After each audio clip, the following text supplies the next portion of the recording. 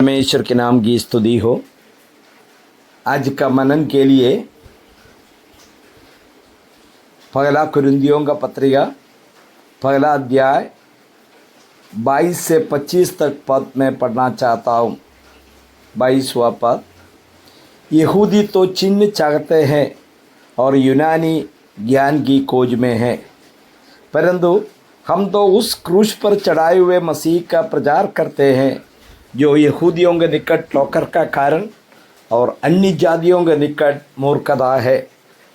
परंतु जो बुलाए हुए हैं, क्या यहूदी या यूनानी, उनके निकट मसीह परमेश्वर की सामर्थ और परमेश्वर का ज्ञान है। 25वां पद। क्योंकि परमेश्वर की मूर्खता मनुष्यों के ज्ञान से ज्ञानवान है और परमेश्वर की निर्बलता मनुष्यों के बल से बहुत बलवान है। यहाँ पर प्रेरित पौलुस ने जो स्पष्ट करता है कि पहला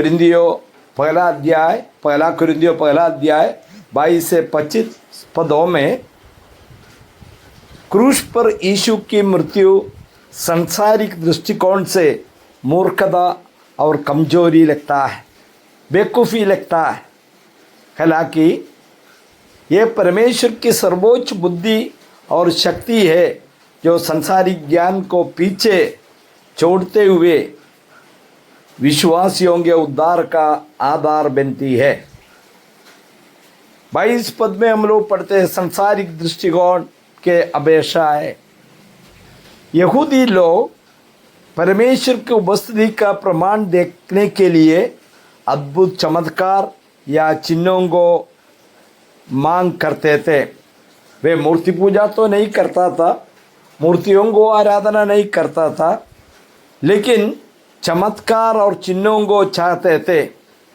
वे एक ऐसा शक्तिशाली मसीहा का तलाश में थे जो उन्हें राजनीतिक रूप से स्वतंत्र कर सके, ना कि एक पीड़ित कमज़ोर गरीब व्यक्ति का प्रतीक्षा नहीं किया है। अभी यूनानी लोगों का बात क्या है? वो हमेशा ज्ञान का खोज में है। यूनानी या ग्रीक लोग वो दार्शनिक और तर्कवादी थे। वे सांसारिक बुद्धि, तर्कों और दर्शन पर निर्भर थे। उनके लिए क्रूस का संदेश एक तर्कहीन और बेवकूफ़ी बात समझते थे।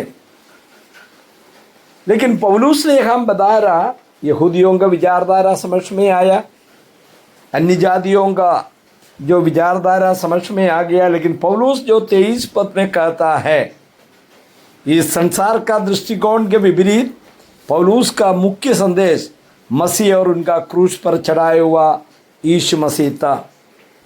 उन्होंने ये बात बता रहे, यहूदियों के लिए क्रूस की मृत्यु एक ठोकर के कारण है, क्योंकि उनके नियमों के अनुसार पेड़ पर लटका हुआ व्यक्ति श्रापित माना जाता था।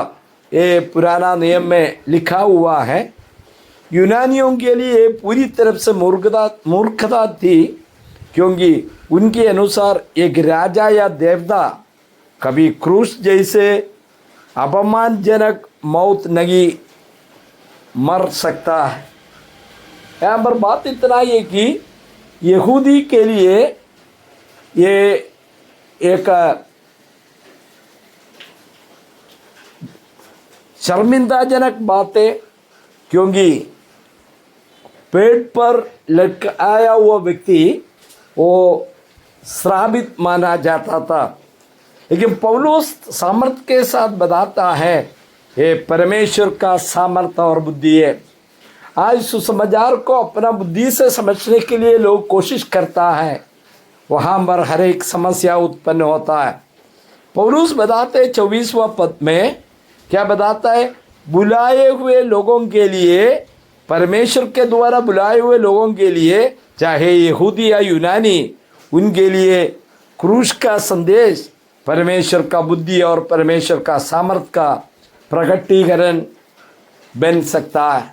मुझे सुनने वाला भाई लोग, आप लोग कितने तक इस संदेश को समझ में आता है मुझे मालूम नहीं, लेकिन यदि आप इस परमेश्वर का ज्ञान को अंगीकार करने के लिए तैयार है, अपना बुद्धि को एक साइड में रखते हुए प्रभु जी इसका सच्चाई मुझे समझाइए, जरूर प्रभु की आत्मा ये बात आपको समझाएंगे।